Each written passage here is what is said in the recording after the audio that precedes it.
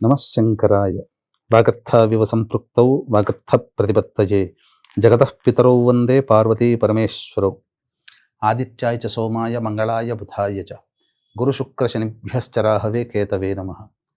శృంగేరి పీఠాధిపతులకి కంచి పీఠాధిపతులకి నమస్కారములు తెలియచేసుకుంటూ కార్యక్రమాన్ని ప్రారంభిద్దాం. జూన్ 22వ తారీఖు రోజు జ్యేష్ఠమాసము శుక్లపక్షము అష్టమి తిథి. ఇది దశమహావిద్యలలో 7వ విద్య అయినటువంటి ధూమవతి అమ్మవారి యొక్క జయంతి. ఈ రోజున అమ్మవారిని ఆరాధన చేయడం వల్ల ముఖ్యంగా మహిళలకి దీర్ఘ సౌమంగళ్యత సిద్ధి కలుగుతుంది. అలాగే నిర్ణయం తీసుకోలేక ఇబ్బంది పడుతున్నటువంటి వాళ్ళు సరైనటువంటి మార్గదర్శకం వాళ్ళకి దొరుకుతుంది. అంటే ఇప్పుడు చదువులో ఉన్నాయి, ఎంపీసీ తీసుకోవాలా, బైపీసీ తీసుకోవాలా, ఉద్యోగాలు 4 కంపెనీలు వస్తాయి, ఏ కంపెనీ మంచిది, ప్రాజెక్టులు ఏం చేస్తే మంచిది, ఇలా ఏదైనా డెసిషన్ తీసుకోలేక ఇబ్బంది పడుతూ ఉంటుంటాం. అటువంటి వాళ్ళకి ఈ అమ్మవారి యొక్క అనుగ్రహంతో డెసిషన్ మేకింగ్ అవుతుంది. అంతేకాకుండా నవగ్రహాలలో గత జన్మ కర్మదోషాల్ని కలగజేసేవాడు కేతు. ఈ ప్రభావం వలన చెప్పకుండా మనకు పనులు జరుగుతూ ఉంటుంటాయి, చెప్పకుండా ఇబ్బందులు వస్తూ ఉంటుంటాయి. అటువంటి కేతుగ్రహానికి అంతరిక్ష దేవత ఈ ధూమవతి. ఈ ధూమవతి ఆరాధన చేయడం వల్ల కేతుగ్రహ దోషాలు తొలగిపోతాయి, సర్పదోషాలు తొలగిపోతాయి. అంతేకాకుండా ఈ సంబంధించినటువంటి అమ్మవారి ఆరాధన వల్ల సంపద కలుగుతుంది, ఐశ్వర్యం లభిస్తుంది, అలాగే సమస్యలు దూరం అవుతాయి. ఆరోగ్య ప్రదాత కూడా ఈ అమ్మవారు. అంటే అమ్మవారి ఉద్భవించినటువంటి సందర్భంలో 2 రకాలుగా, దక్షయజ్ఞంలో భర్త మాట కాదని వెళ్ళడం వల్ల పరాభావానికి గురైనటువంటి అమ్మవారు తనని తాను దహించుకొని ఉండడం వల్ల ధూమం ఏర్పడుతుంది, పొగ ఏర్పడుతుంది. అదే ధూమవతి అమ్మవారి స్వరూపమని.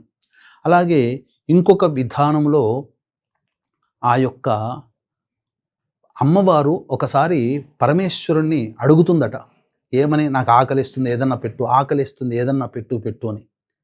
ఆ సందర్భంలో ఈశ్వరుడు కోపగించి అమ్మవారిని మింగేస్తాడట. అలా అమ్మవారు ఇలా కంఠంలో, గరళ కంఠంలో ఉండి ఈ యొక్క నీలి వర్ణంలో ఉండిపోయిందట. అందుకని అమ్మవారు ధూమవతి అలా ఉద్భవించింది అని చెప్పడం జరుగుతుంది. ఇంకా చెప్పాలంటే ఈ అమ్మవారి యొక్క ఆరాధన వల్ల విశేషమైనటువంటి యోగాలు కలుగుతాయి, జ్ఞానము కలుగుతుంది. అన్నిటికంటే మించి మనకేదైతే మన ముందు ఎవరైతే మంచిగా నటిస్తూ తర్వాత గోతులు తెవ్వాలని ఆలోచన ఉన్నవాళ్ళు, మనల్ని స్వార్థానికి వాడుకునేటువంటి వాళ్ళు కొంతమంది ఉంటారు కదా, వాళ్ళ స్వార్థానికి అటువంటి వాళ్ళని దూరం చేస్తుందట. చాలాదా మన జీవితంలో సంతోషంగా గడపడానికి ఒక్క అమ్మవారి యొక్క అనుగ్రహం. కాబట్టి ఈ అమ్మవారి ఆరాధన చాలా విశేషమైనటువంటిది.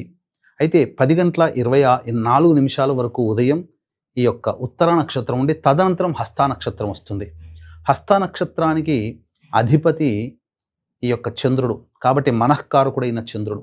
కాబట్టి దీన్ని దృష్టిలో పెట్టుకుని 10:24 తర్వాత ఈ అమ్మవారి ఆరాధన చాలా విశేషమైనటువంటి శుభ ఫలితాలు ఉంటాయి. అందుకనే దీన్ని దృష్టిలో పెట్టుకుని సాయంకాలం 6 గంటలకి మన పీఠమాధ్వర్యంలో ఎవరైతే సమస్యల సుడిగుండంలో చిక్కుకొని ఉండి దిశానిర్దేశం లేకుండా ఇబ్బందులు పడుతున్నారో, అలాగే ఆరోగ్యం కోసం ఇబ్బంది పడుతున్నారో, భర్త ఆరోగ్యం పట్ల ఎవరైతే భార్యలు కలత చెందుతున్నారో, అలాగే ఏ పని చేయాలన్నా నిర్ణయం తీసుకోలేకపోతున్నారో, ఒంటరితనంతో ఎవరైతే బాధపడుతున్నారో అటువంటి వాళ్ళకి దోష నివారణార్థమై సాయంకాలం 6 గంటలకి జూన్ 22వ తారీఖు రోజున ధూమవతి హోమము, ప్రత్యంగిర హోమము, బగళాముఖి హోమంతో పాటుగా మీ జాతకరీత్యా కలుగు విద్య, వివాహ, ఉద్యోగ, దాంపత్య, అనారోగ్య సమస్యల నివారణకి సర్వదోష నివారణ పూజలు, హోమాలు జరిపించి, అలాగే మేష, మిథున, కర్కాటక, సింహ, కన్య, వృశ్చిక, ధనస్సు, కుంభ, మీనరాశిలో జన్మించిన వారికి శనిదోష ప్రభావం కావున శనిదోష నివారణ పూజల, హోమాలు కూడా జరిపించి శక్తిపాతము చేసినటువంటి కరుంగలి మాల ఇవ్వడం జరుగుతుంది. అవకాశం ఉన్నటువంటి వాళ్ళు 22వ తారీఖు సాయంకాలం 5 గంటల లోపల స్క్రీన్పై కనిపిస్తున్న నెంబర్కి కాంటాక్ట్ చేసి మీ గోత్రనామాదులు నమోదు చేసుకోవచ్చు. ఎలా చేసుకోవాలండి ఈ పూజ ఈ రోజున అంటే, ఉదయాన్నే లేచి కాలకృత్యాదులు తీర్చుకొని వీలైతే ధూమవతి అమ్మవారి చిత్రపటము లేదా లలిత అమ్మవారి చిత్రపటానికి వాడిపోయిన పుష్పాల మాల, అంటే అమ్మవారికి, ఈ ధూమవతి అమ్మవారికి తాజా పుష్పాలు ఇష్టం ఉండదు. కొద్దిగా వాడినటువంటి పుష్పాల మాల అమ్మవారికి వేసి, తదనంతరం అమ్మవారికి ఆవ నూనెతో దీపారాధన చేసి, చక్కగా ఈ అమ్మవారికి ధూమవతి మూలమంత్రం ఓం ధూం ధూమవత్యై నమః అనే నామాన్ని 1008 సార్లు కానీ 10,000 సార్లు కానీ జపం చేసి, ధూమవతి అష్టోత్తర పూజతో వాడిన పుష్పాలతో అమ్మవారికి పూజ చేసి, తదనంతరం డ్రై ఫ్రూట్స్, నల్ల నువ్వులు అమ్మవారికి ఆరాధన అనగా ఆరాధనలో భాగంగా నైవేద్యం సమర్పించాలి. ఎందుకంటే మామూలు తాజా పండ్ల కంటే డ్రై ఫ్రూట్స్ ఎండిపోయి ఉంటాయి కాబట్టి ఆ విధంగా అమ్మవారికి ఇష్టం. ఈ అమ్మవారి రూపం ఎలా ఉంటుందట, చింపిరి జుట్టుతో ఉండి, ముసలి రూపముతో ఉండి, నుదుటిన బొట్టు కూడా లేకుండా తెల్లటి వస్త్రాలు ధరించి, ఒక చేతిలో చాట పట్టుకొని, రథం మీద కూర్చొని, గుర్రం లేని రథం మీద కూర్చొని వికృతాకారముతో శ్మశానము గుండా వెళుతూ వస్తుందట. కాకి వాహనమట ఈ అమ్మవారికి. అందుకనే ఈ అమ్మవారి ఆరాధన చేయడం వల్ల ఈ సంబంధించినటువంటి గత జన్మ కర్మదోషాలతో పాటు శనిదోష నివారణ పూజలు కూడా, శనిదోష నివారణ కూడా జరుగుతాయి. ఈ విధంగా మనిషి కర్మబంధాల నుంచి విముక్తి అవుతాడు. ఈ అమ్మవారికి విశేషముగా ఈ యొక్క అర్చనాది కార్యక్రమాలు జరిపించిన తరువాత కాకులకి ఏదైనా తినే పదార్థాలు పెట్టాలి ప్రాణులలో. ఇక ఇంటికి దగ్గరలో కానీ ఎవరైనా కానీ వృద్ధ వితంతు మహిళ, అంటే వృద్ధ వితంతు అంటే 60 సంవత్సరాలు దాటినటువంటి మహిళకి ఈ సంబంధించినటువంటి ఏదైనా కానీ వస్త్రము, అలాగే ఆమె తీసుకొని ఉపయోగించుకునేటువంటి వస్తువులు భోజనం పెట్టి ఆ వృద్ధ వితంతు మహిళకి దానము చేయాలి. ఈ విధంగా ఎవరైతే చేస్తారో ధూమవతి యొక్క అనుగ్రహాన్ని పొందిన వాళ్ళు అవుతారు. ఈ ధూమవతి యొక్క అనుగ్రహాన్ని పొందిన దారభ్యత మీకున్నటువంటి సమస్యలు అన్నీ కూడా చకచక చకచక చకచక తొలగిపోతాయి. అందరూ కూడా ఆనందంగా ఉంటారు.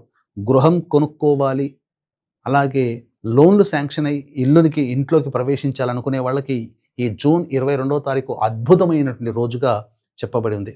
కాబట్టి జాగ్రత్తగా అందరూ కూడా చెప్పిన విధంగా ఆచరించి తరించి మీ ఆనందాన్ని మాతో పంచుకుంటారని కోరుకోవడం జరుగుతుంది. అలాగే అవకాశం ఉంటే జూన్ 22వ తారీఖు రోజున సాయంకాలం 6 గంటలకి మన పీఠం ఆధ్వర్యంలో జరిగే ధూమవతి, ప్రత్యంగిర, బగళాముఖి హోమాలతో పాటు సర్వదోష నివారణ పూజల హోమాల్లో కూడా మీ గోత్రనామాదులు స్క్రీన్పై కనిపిస్తున్న నెంబర్కి సాయంకాలం 5 గంటల లోపల నమోదు చేసుకోవచ్చు. సర్వం శ్రీ ఉమామహేశ్వర పరబ్రహ్మార్పణమస్తు.